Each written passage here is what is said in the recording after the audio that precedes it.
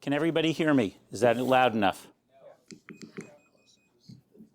How about that? Is that better? Okay. And I apologize for interrupting you there, Dennis, but one of the things you do if you collect call books is you look at a lot of license statistics and how licenses work and all that stuff. And I've been doing this for 24 years, collecting call books. And you already hit my opening thing with a little bit of apologies to Scott Freeberg if you read the classic radio column in ARRL's QST magazine 3 or 4 months ago. But what would you do if you didn't have the ULS, if you didn't have QRZ, if you didn't have any of the call sign servers? You'd have to go to Callbooks. And because there were no other things out there. There was no other way. I shouldn't say no other way. There were some DX newsletters that would list some things. And if it was a Russian station, you'd send it to, Box 73, Box 88, Moscow. Every Russian, that was their QSL bureau.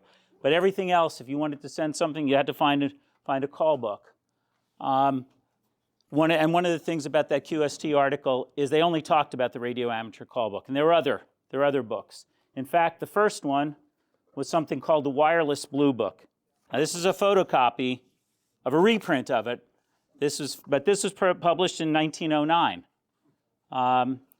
and there were at least 4 editions of them. This is an original 1911, 3rd edition. And so after a couple of years, they had a few more licensees.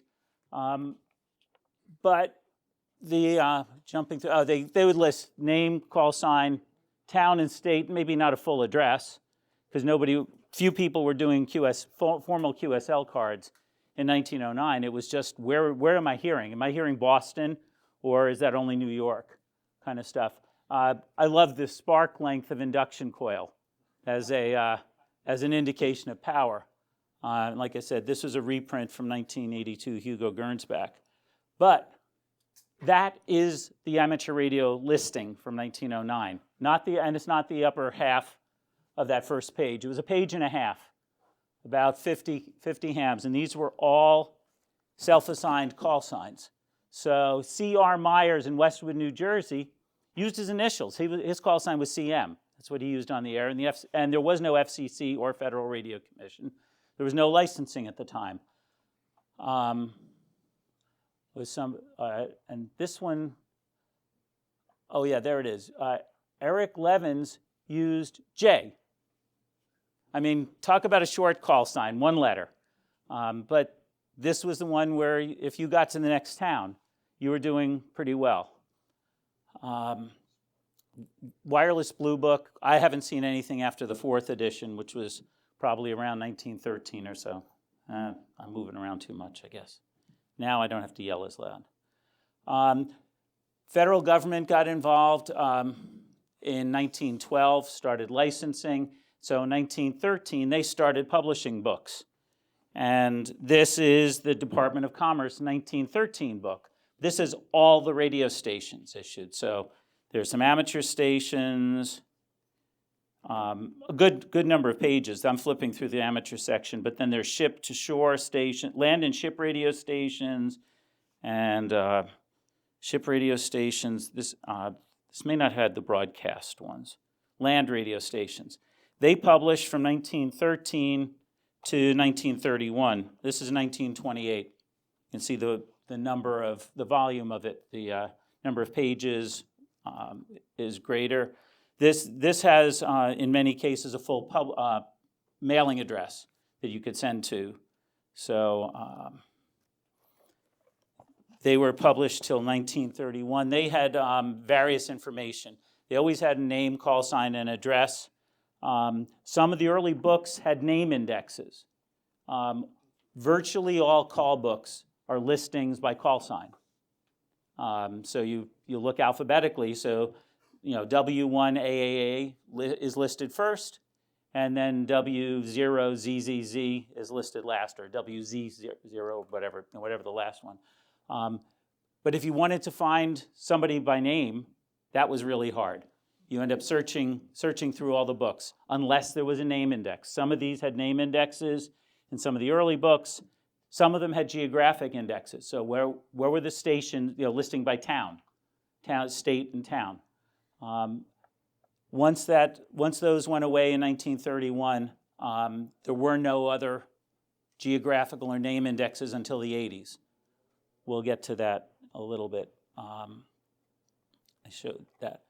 So flying horse, everybody who's, I'll say, over a certain age, or at least over a certain age in amateur radio, would remember the Flying Horse series.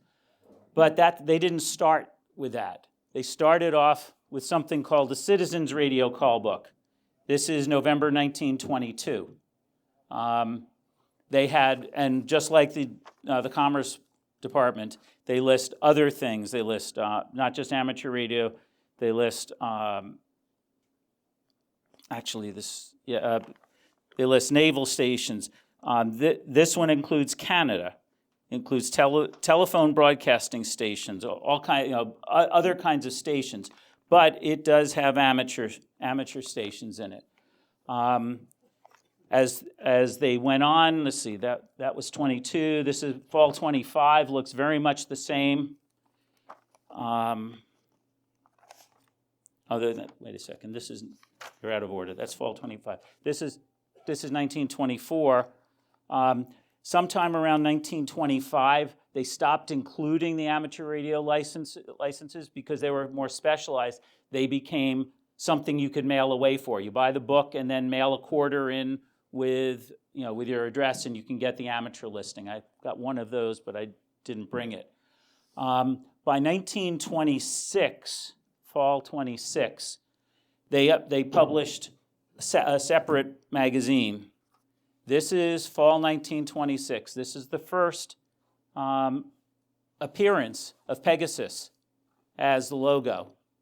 You'll see that lasted for 71 years, and later if you look at the when they did CDs. But it's called Citizens Amateur Callbook. Within a couple of years, they dropped the Citizens name. I could figure it out since I've got all the intervening issues, and they added magazine. But that's what they looked like in 1926. Going down here, this is 1936. Looks very much the same. You can see a Radio Amateur Callbook magazine, Pegasus, but it's thicker. There's a lot more hams. This one without a cover is Winter 41-42. Remember what happened then. December 8th, FDR shut down amateur radio. And so this was the last callbook published before World War II. This is the first, although, side note from a licensing history, you could still get an operator's license during that time. You could go and test, but they wouldn't give you a station license. You wouldn't get a call sign because there was no reason for it. You couldn't operate. But there were license manuals that were issued. They called them War Edition, and you could still test. And that was a value to the U.S. because you were considered a trained radio operator, which probably made you valuable in the military. Then this is spring 46. There is an interesting note there. There's a four-year gap. But what's interesting to me as a collector is this is volume 22, issue number 4. This is volume 24, issue number 1. What happened to volume 23? My personal speculation is they were working on it because the winter 41-42 would have gone to press in October, November, so it could hit the stands, be out to be sold on December 1st. And 8 days later, things shut down. But they were already working on the next edition. I have never found, people I've talked to have never seen a volume 23. That is the holy grail of call books, if there is a holy grail. In the 50s, the books looked the same, much thicker. By the way, all of these had all the hams in the world that they could document. So this is full world. In 1960, yes, is it? Where Where did they get the information for these things?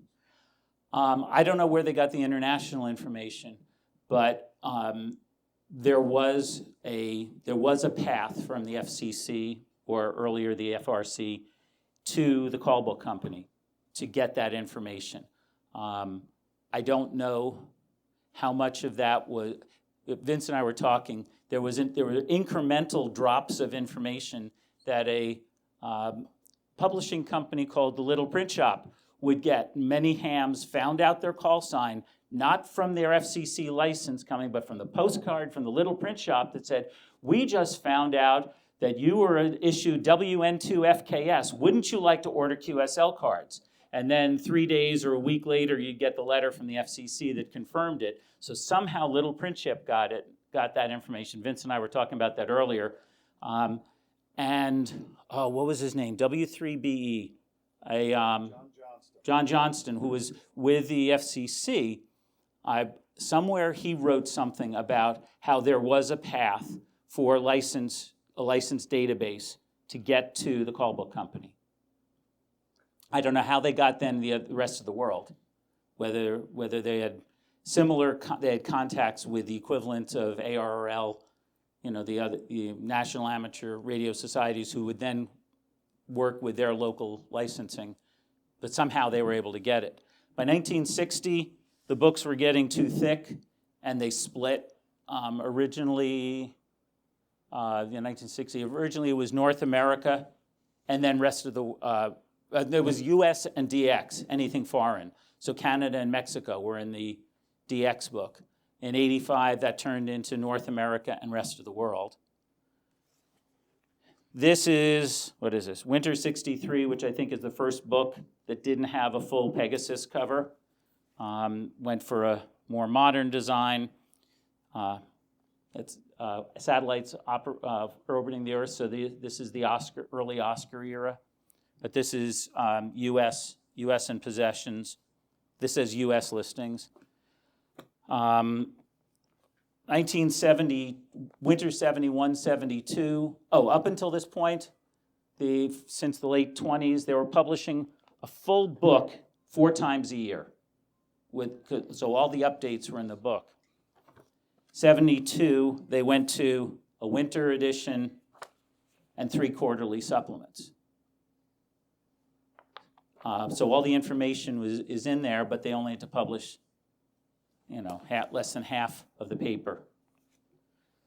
1987, so 2 years after. So this now says North America, not United States. They went to semi-annual updates. So you got one of these in the summer. And this one is interesting. Vince, I was telling you, this is the one that the press date for this was just before March 21st. So this book, which is a relevant date for those, if anybody was a tech in the 80s, this is the book that if you're in this book, you pass the full general written test. So you got the free upgrade when the 13-word permitted code test went away. And finally, this is the last full Callbook issue. Much larger. This is just North America. There was a similar size book for the DX, for the non-rest of the world ones. And Vince, you're right. Starting in 96, there were online updates you could get. I don't know if they were publishing the supplement books all the way to the end, or if in 96 you had to go to their online BBS to get that, because I haven't found in my years of searching the supplement books for 95, 96, 97. Probably on CD. Well, it was a dial-up BBS at the time. That's documented in there. But I don't remember when CDs became that common, that you could distribute them. But it was somewhere in there because they stopped publishing that in 97, and in 98 you could only get CDs from people. But and this is the other thing, there were other callbook companies that published things around this time, or at various times. Before, in the early days, there was something called the Consolidated Radio Callbook. That's a 1919 issue, their first edition. And then they went annually, that's their 1921. And by 1925, they were merging with the Radio Listener's Guide series. The parent of the Citizens Radio side, not the Radio Amateur, after they spun off the Radio Amateur Callbook, the Citizens Radio, which was listening for broadcast stations and broadcast technology, Atwater Kent radios and stuff like that, they ended up merging with somebody else too, Radio News or something like that in the 30s. There was another company that published, interestingly, the Amateur Radio Callbook, not to be confused with the Radio Amateur Callbook. This is their third edition. I've got a few of their others. And then something that I was actually surprised that wasn't in that issue of QST. ARRL published callbooks. The first one I found is from 1919, December 19. This was a supplement to QST in the December 19 issue. But a directory of amateur calls reported up to the middle of December 1919. Then, 64 years later, they published, for 2 years, they published callbooks. This is 83, 84, they just published something that was very much like that book, at least just for US, I think. The next year, they published name directories and geographical indexes. And similarly, Buckmaster, which still has a website, they published books for 5 years, including name indexes and geographical indexes. But they all quit by 86. And I don't know whether they quit because they couldn't compete with the Radio Amateur Callbook or because they saw the writing on the wall that publishing paper books wasn't going to survive much longer. So things went soft copy. Sam's had a floppy disk-based system in the early 90s. And by the late 90s, they were going to CDs. And eventually, call sign servers, the ULS came online in late 1990s, just before 2000. At least it came on when the amateur radio licenses. I think they were online for other services before then. Yes, Don? During the 70s and 80s, there wasn't any other way of exchanging QSL cards except using that address that was in the call book, right? Right. Well, yeah, I don't know when the bureau systems were starting, but in the U.S., if you were exchanging cards in the U.S., you had to look up in the books. There were in the 70s. There were no competitors to the call book, to the Flying Horse call books. Sold a lot of books, and the thing is, when they're selling this, an issue like this every quarter. Of course, don't see the cover price of this one. I know this one says $3.50, but even then, in 1954, that's $14 a year if you wanted to have each one of them. But you're right, there was nothing else, because it wasn't until you could start online systems that you could have another source of information. So that's what a consolidated 1922. That's on the right is the listing, the ARRL listings from 1919, similar to the other information, the other books of those eras. This is an interesting question. So one of the questions that people ask, well, doesn't the FCC have a complete set of license archives? And the answer is no. They used to. At times they had copies of call books and stuff like that. But somewhere in the early 2000s, they started saying that they did not have records prior to the mid-60s. And I vaguely recall something about a flood, that files were damaged in the flood. The FCC has a lot of records on microfiche, So as you remember, microfiche, microfilm, sheets this big, that would be like two sheets of paper on microfilm. And if you actually submit a FOIA request to the FCC, you can get a copy of your 1976 novice license, your first listing. I've got a copy of that, and it's a printout from a microfiche. But they never explained why, and this is my speculation, that Hurricane Agnes hit in June 1972. Any of you who are in the Northeast, I was living in New Jersey at the time. This, both from Wikipedia, the one on the left is the rainfall totals from the hurricane. That bluish section in the center of Pennsylvania there is more than 15 inches of rain. Those of you who have mailed things to the FCC at 1270 Fairfield Road, Gettysburg. Fairfield Road, Gettysburg. That's where Gettysburg is. You overlay that, and if you look at Google Maps, there is a stream behind, that's right off the parking lot, and it wouldn't have. Although I've never been to the building, someday maybe I'll get there, just to drive through the parking lot and see if they challenge me. I think it's actually a building that's got multiple offices in it, from what I can see. But my speculation is that they had the non-current licenses in the basement. And the current licenses were at ground level or second floor.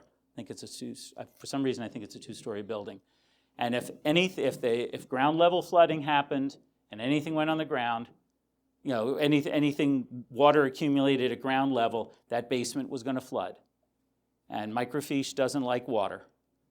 And the film would end up all glued together. So this is my speculation of why the FCC doesn't have records, and why, starting in 2000, they started accepting callbooks as proof of previous licensure, because they could not document it themselves. We've already mentioned license credit. That's been a significant part of my business, which I don't charge for. That people would say, whether it was I'm a pre-87 tech, or eventually I had a general license way back when. Can you prove it? Because I'm going to get back into radio, and I only want to take element 2, and I want to get credit for 3. So those are the cases that apply now. There were other cases when proving Morse code tests, especially when it was if you had a license, you passed a 5-word per minute test, and that was all that was required. So I did a lot of proofs for that. There are some other interesting stories, because the call books are the only the only records we have nowadays of the licenses, other than if somebody has the actual license. I got some funny and interesting issues. One of my favorite stories is that most people don't realize that the FRC issued 1x4 call signs in the 1930s. And Dick Peacock, who I think was heavily involved in AMSAT. So if somebody was involved in AMSAT, I think he was heavily involved in AMSAT. But he was a friend of mine, W4WB. And Barry asked me, he said, "I've never heard of 1x4s. Can you document it?" And sure enough, Dick, you can read this. Dick was a 13-year-old kid who got a license, but his big brother had a license and a call sign, and that was the station call sign. When he got his operator license, FRC wouldn't, or 32 FRC, wouldn't issue him a station license. There's already a station at your address. You don't need a station call sign. And 13-year-old kid was bummed until the visitor traveling through had a call sign, W2ZZCF. And he realized, well, maybe I could get a permanently portable. The double Z prefix, beginning of the suffix, meant permanently portable. This was a time where if you wanted to operate portable or mobile, you needed a signature from the district FCC engineer. Not just notify them, which was in effect through the 50s, I think, but you needed a signature. You needed approval. But they eventually got, I think the first step was the FCC engineer, or FRC engineers didn't want to sign all this paperwork all the time. So they started issuing the ZZ calls. Originally it was 1x3 ZZA through ZZZ, but that's only 26 calls per district. So they went with 1x4s. And so you can document in the early 1930 call books that, in fact, Ray Miller really did hold W2ZZCF. I found him in a call book. But by the time Dick applied for his permanently portable, they realized they decided not to stay with the ZZs, so he got a 1x3. But looking through the call books, some people thought the ZC was just the beginning of your regular suffix, but I wouldn't have gotten W3ZZHF. There's no correlation between. You can find both listings for the same person, and there's no correlation. And Dick held W2GFF until he died in 2010. You can also document in the call book that 1x2s were held by techs, because the FCC, I believe the issue there, if you look at example, Paul Mangus of North Liberty, Indiana, was issued 9BO prior to 1928. There was no national prefix. It was just a 0 by. He held that call in 28, became W9BO, but his license disappeared from the call books in 1931. Somebody else held it the 30s through the 40s. Winter 57, Paul Mangus of South Bend, Indiana, reappeared, holding W9BO with a technician license. Because the FCC had a policy that said if you held a license, you could reclaim your call sign if it was still available. And they apparently were not enforcing if you meet the license class requirements of that. This would have been issued in the Class ABC era. He may have had a Class A license, which is the equivalent of a conditional at the time, I think. I think the A was the equivalent of conditional, if you remember the conditional licenses from the 60s. So there are similar cases, and you can document them in the call book. Any Georgia Tech alumni? Okay. There was my friend Barry, again, another one. Barry was a Georgia Tech alumnus. They had records. Their call sign is W4YA, but their website said, or the club's information, rumor has it another call, but right now nobody knows what that one was. This was in 2003 or something like this when Barry asked me about that. Eventually the club, they got W4AQL. So I started digging around. 1926 call book has 4AV, this is prior to the W's, as the Radio Club of Georgia Tech, with the name of somebody who's probably a staff, faculty member as trustee. Asked him, is this the missing call? And so by 1930, W4AV had been issued to somebody else, wasn't being used by Georgia Tech. That's the email I sent to Barry. Oh, this is in 2000. So this is right after I started collecting call books. I only had a few then. We did get an email back from Charles Fry, the shack steward of W4AQL, thanking us for the information, but they never did anything with it because right now the Georgia Tech website says that they didn't know what it was until somebody found a QSL card. There was no other information, even though we told them in September of 2000. I'm a little disappointed I didn't get credit for that one.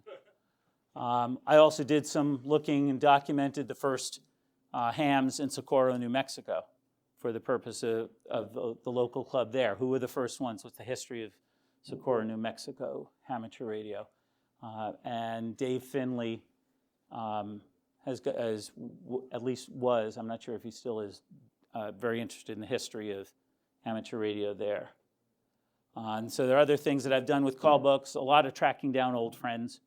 I remember a fragment of a call sign or a call sign, but they don't remember a name. Finding somebody who's died, but they reconnect with the XYL who remembers them from 40 years ago. Had one person who got a QSL card from KZ5, Canal Zone, but he had no idea what the QSL route was, but it was documented in a call book. And he was able to contact, and the person still, the name there, still had a license, was the same person, actually sent him a 40-year-old or whatever QSL card, so he got credit for a deleted entity that he didn't have a card for. Documented for anybody who needs QCWA proof and doesn't have your old license, books can get you that. Looked up what are the call signs. Somebody buys an old radio and a call sign is engraved in it, or actually there was another one with a microphone, a nice broadcast quality mic.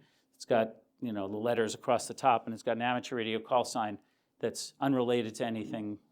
It wasn't that. Also have done some research of somebody who was trying to track down whether it's people applying for vanity call signs, claiming to be a former holder, and being able to document you're never listed in any call book. I don't think you're a former holder when the FCC doesn't have records that go back far enough, or looking for trying to track things related to trustees of clubs that aren't eligible because they a bunch of stuff. So there's a lot of other things I've had fun with call books, and I did mention to Beth. There's probably about 20 total call books here. I counted the call books over the weekend.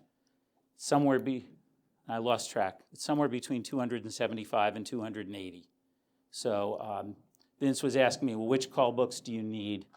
And it said, well, volume 23 would be really cool to find. But I've got, and there's still a few missing government call books, but all the common ones, a few supplement issues. I've got the main book from every year after they were started just having call books, and going back into the late 20s before I start missing any. So there's this is probably one of the most complete collections that exists anywhere. There's a website. I've got it. Got the URL. Do I have it up here? Oh yeah, archive.org. That's got, I'm guessing, between a quarter and a third of the radio amateur call books. The search is not perfect. It's kind of wonky at times. So, and there are times where call books, actually the FCC records, weren't accurate. Somebody didn't read a handwritten letters, and an H became a K or a K became an H. I've found that a few times. So you have to be a little bit creative in the way you search it. But yeah, archive.org does have, I'm guessing, it's probably at least one issue from every year. I haven't verified that, but it's close to that. But it's rarely more than one. So that's why I'm guessing between a quarter and a third of the, 77 years, almost 70, say 75 years, 300 issues. There might be 100 issues on there. So there are some there, but it's not complete. There's still issues that are that only exist on paper. Anything else? Okay. Thanks.